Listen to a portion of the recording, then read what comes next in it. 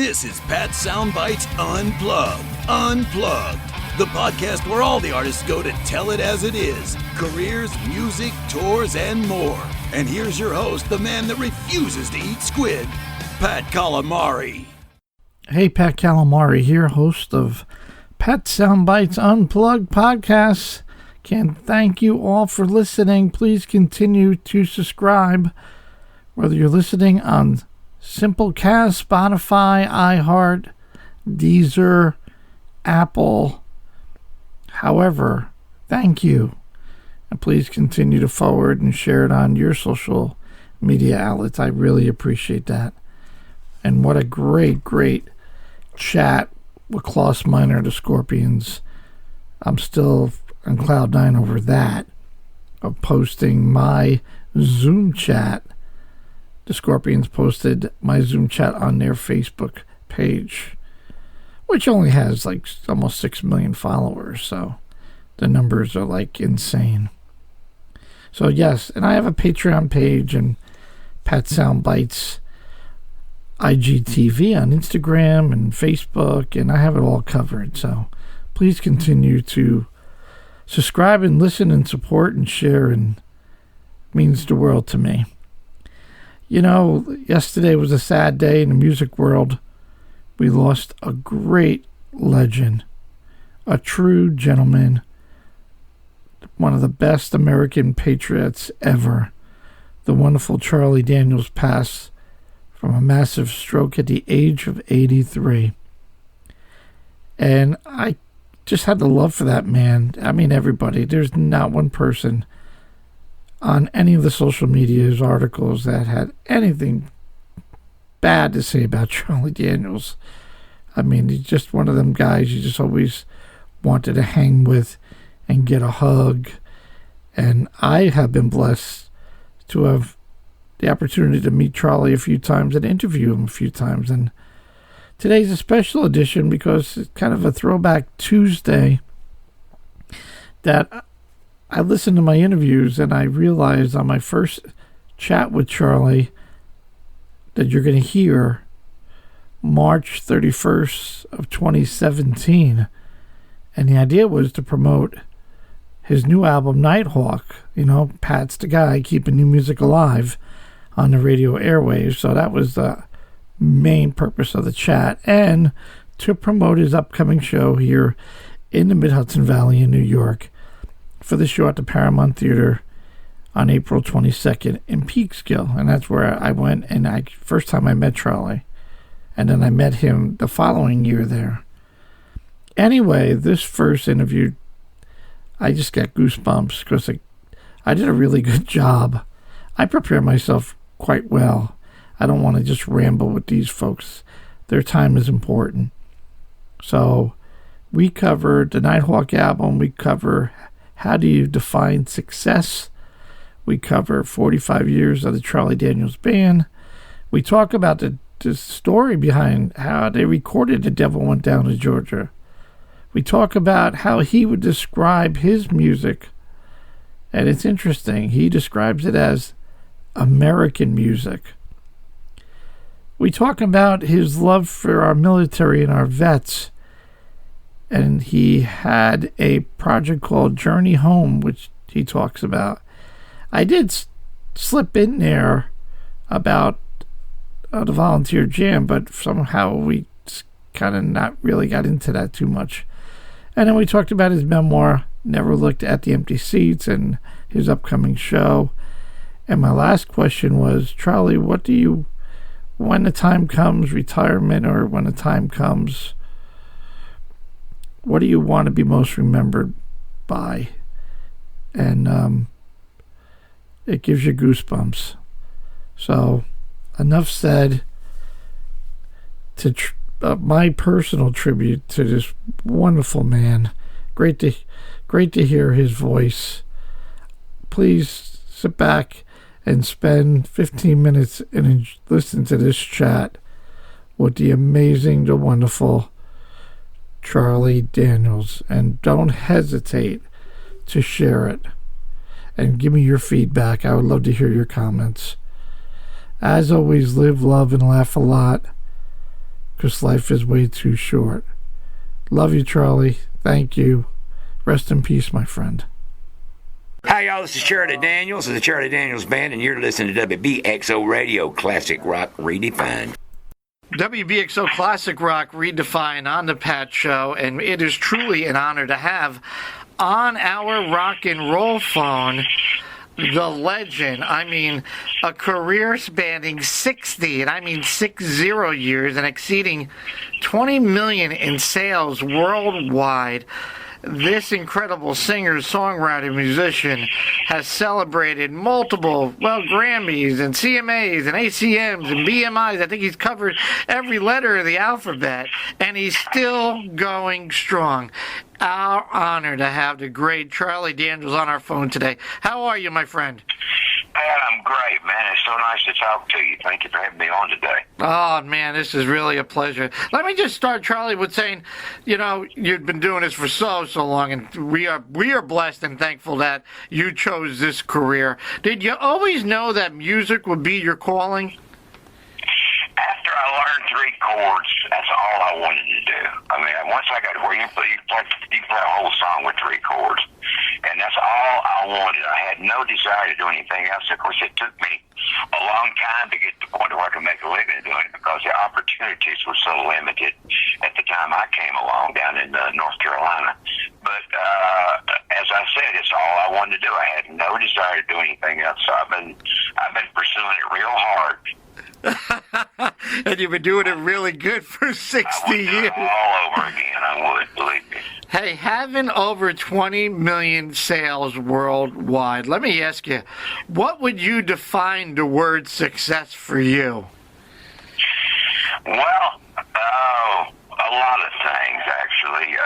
A lot of elements that have gone into making what I consider that my many blessings are. But usually when somebody asks me what is one of my most cherished accomplishments, I always say that it's keeping 25 people gainfully and steadily employed for 30 years. And having the same people around, walking on stage with, I've got people in my band. I got one guy in my band that's been with me 42 years. Wow. I got people in now, my manager's been with me for almost 44 years. And it's family. I mean, these people are my family. It's far transcends the employee thing. I mean, I've seen these people. I've seen them get married and have kids and grandkids, and then a case or 2 great grandkids. And anything happens to one of their family or one of them, or you take it very much to heart. It's like we're just family. We're very closely bound together, and that to me is what makes the experience so great. The experience would be great in any way, but this makes it so special, having the same people around year after year. Wow, God bless you for that. Hey, you mentioned it's somewhat the CDB. I mean, 45th anniversary, as you mentioned, you had folks with you forever, 44 plus years. What goes through your mind when you look back, and what's the key in maintaining the longevity to keep going? Well, it's just the blessings of God for your health, and that you're able to maintain your voice and your ability to play and all that. But it's interest. You got to stay interested. You and me were talking off mic a while ago. We were talking about you playing music and down there and everything, and I can tell by just the tenor of your voice and everything, you love what you do. You don't dread going to work in the morning. You enjoy getting up going to work because you like what you do. See, it's the same thing with me. I look forward to getting on stage every night. I just love it. I mean, I love getting up, entertaining people. And a lot of it is just keeping the interest up, but you never slough off. You never do. Some shows are better than others. It's because you got more to give some night than you do others. But everyone should be quality. Everyone should be giving people their money's worth for what they spent their hard-earned money to buy tickets at a service show. And it's keeping up with that day in, day out, just staying with it, just keeping your band interested and current, and, just doing what you're supposed to do. taking care to make sure that you give people a show every night and taking interest in it and loving every minute of it. That's what it's all about. I always tell people, I have kids a lot of times, they ask me something about a career in music, which is pretty natural since I've been around so long. But I always tell them, first of all, before you do anything else, before you make any decisions or you make any arrangements, make sure you love it enough to stay with it, because if you don't, it's going to break your heart. Because it's not all going to be easy. You got to stay with it when it's fun, but you also got to stay with it when it's not fun. When something happens that you're not expecting or whatever, and that's going to happen with everybody. You're going to have disappointments, especially in your early years. So, it's like maintaining your interest, maintaining your love for what you do. And if you don't love it enough to do that, I wouldn't advise anybody to get into it. There you go. Great advice from a great guy. Hey, I got to ask you, the top hit, obviously The Devil Went Down to Georgia. Did you, the inspiration behind that, and did you have any idea at the time on how special that song would be? No, I could not possibly have had any idea what the actually, I sometimes say it was almost an afterthought. The creation of the song, the way it came about, really was because we had gone into the studio to record our Me and My Reflections album, and for some reason we had written and rehearsed and were ready to go with a bunch of songs, an album's worth of songs. But for some odd reason or another, we had not prepared a fiddle tune. So we got in the studio and said, gosh, we need a fiddle song. So we said, well, let's just move this stuff out of the recording studio into a rehearsal studio and write one, which is exactly what we did. And it turned out to be Devil Went Down to Georgia. Wow. So some of the most, some of the greatest things just happen very much offhand sometimes. You just don't make any plans for them or anything. It just happen. The ones the least expected ones, right? Could you imagine? Sometimes, yeah, absolutely. Well, speaking of your music, your latest album is Nighthawk, and I read it's a reflection of stories from the trail. Can you tell us a little bit about Nighthawk? Nighthawk is an album I am a great Western fan. I love Western literature. I love Western movies. I love the Western way of life. And when I was younger and could spend a little more time on a horse, I used to go out west and work with the cowboys on the cattle drives and stuff. So, I'm very much into it. And there are songs that there is still a big population of working cowboys in this country out in the western part of the country where the big ranches are. And there are songs that reflect their way of life, but you very seldom ever hear them. Mostly you think about cowboy music, you think about something that, theme from Magnificent Seven or something, which is wonderful. I like that too, but there's still a lot of songs that you don't hear because they're not, maybe the general public don't quite understand them as well or something, but some really good music. So that's what this is. And I kept gathering songs, putting songs together for just kind of hanging on to them for a lot of years until I got enough songs to do this album, to do this cowboy music album. So that's what this is. This is a culmination of a lot of years of putting songs together, collecting songs, you might say, till I got enough to do an album of songs that I really do like. Oh, it's a great album. I love all of it. And, what's really unique is you really covered a lot of different types of music throughout your career. How would you describe it? Even though we're a rock station and we can play country, I can play anything. How would you describe, your music, your background, the CDB? You covered just about everything, no? People ask me what kind of music we play. I say we play American music because we play some of all the music that America has made popular. We play country, we play bluegrass, we play jazz, we play rock, we play gospel music. But the thing I think where it came from was when I was a kid, radio stations, I come from a rural part of North Carolina. Of course, there weren't near as many radio stations, for one thing. But they were tasked to make a day's worth of listening for people, for everybody, for the farmers that got up early in the morning and they play the country music, and then they turn into something a lot of ladies stayed home at that time and were doing housework. They play music that they thought they would like, and in the afternoon when the kids came home from school, whatever the popular music happened to be, which at one time I remember it was big bands. I was exposed to a lot of big band music.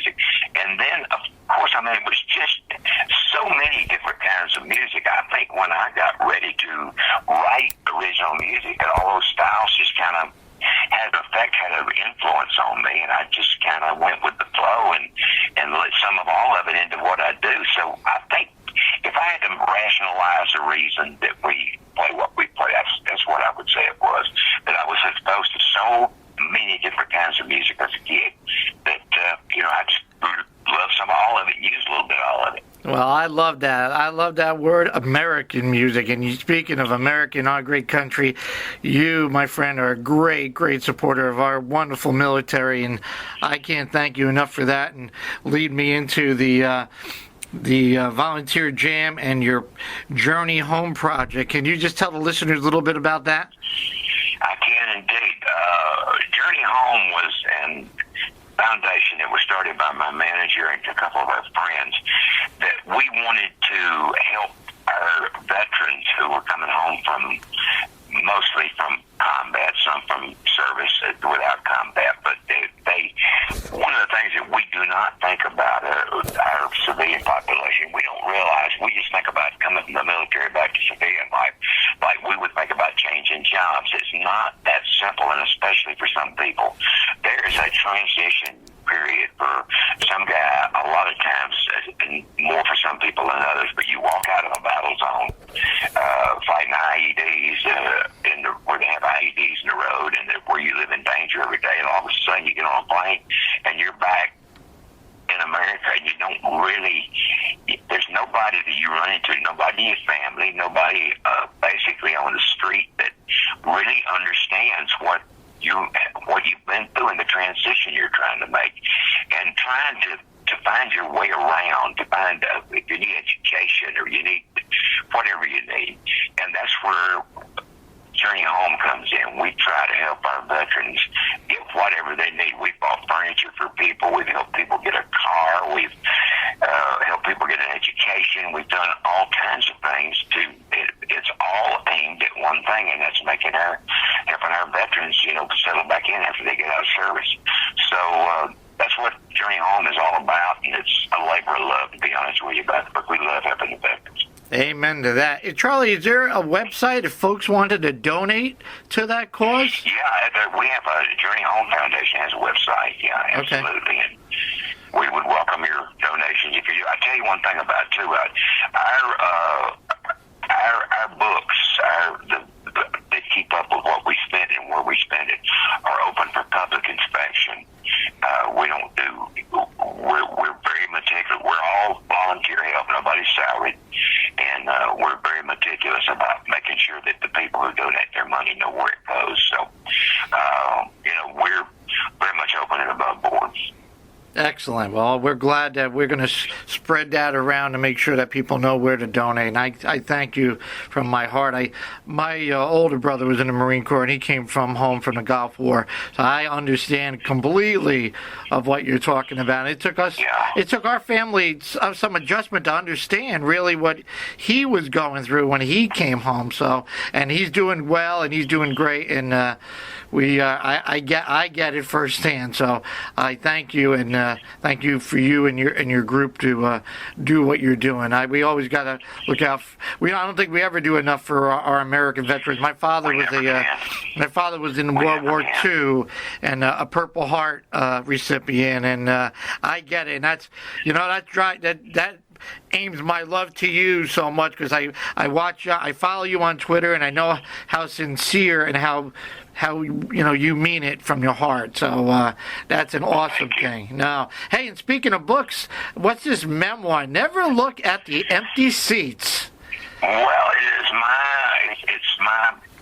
my 80. I started saying my musical career, but it includes a lot more than that. It's my 80 years of life. Something I wrote. I've been writing on for over 20 years, and I could never find a place to pause it because I kept going on with my career. I kept writing songs and recording and playing shows and all the things I'd been doing for so long. I couldn't find a place to say, hey, let's hold on here and pause it here, until I was put into the Country Music Hall of Fame. And I thought, this is a great place to pause this. I think it's a goal. It's a blessing of God, desire in my heart that has happened to me. And I think it's a great place to pause it. So I did. That's where I stopped it. And it's called Never Look at the Empty Seats. It will be out. HarperCollins is doing it. It'll be out in 24th of October, in fact. Excellent. You can do pre-orders available. You can go to Charlie's website. Yeah, absolutely. CharlieDaniels.com and pre-order, and it would be a great read and autobiography. Charlie's also on tour where we're going to catch him at the Paramount in Peekskill on April 22nd, and tickets, well, very little tickets are left. You can call 914-739-0039. Charlie, thank you for your time. I got to ask you one last question, and I can't wait to meet you and hang out, and I've seen you in this great CDB band at least 10 times, even down in Alabama at the old Alabama June Jam many years ago, about 1985.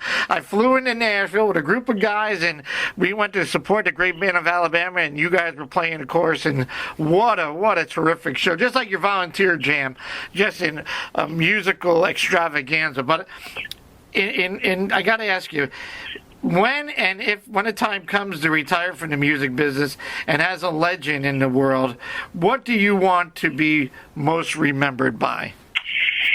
You know, I've been asked that question before, and I always say that I never feel that a person deserves to be remembered for more or less than what they were. We tend to forgive people a lot when after they pass away. If they've been bad people, we might tend to make them a little better, and that sort of. I just want to be remembered for what I am, a patriotic American who loves the Lord, who loves his fellow man, and loved the profession he was in, and was so thankful to be able to spend my life doing something I love so much. Well, man, I can't wait to meet you, and I can't wait to see the show. And we are blessed to have Charlie Daniels coming into our town, and blessed to have Charlie Daniels keep going strong 60-plus years. I'm sure we're going to hear the great song, The South's Going to Do It Again, Long-Haired Country. But, one of my favorites, I drive my wife crazy, and I blast this song, Drinking My Baby Goodbye. I love that song. Song in the set, my friend. Oh, you made... Charlie, thank you very much for your time. We're looking safe travels, and we'll see you in a few weeks over here in Peekskill. Look forward to it. God bless. God bless. Thank you, Charlie. Yeah, buddy. Bye now.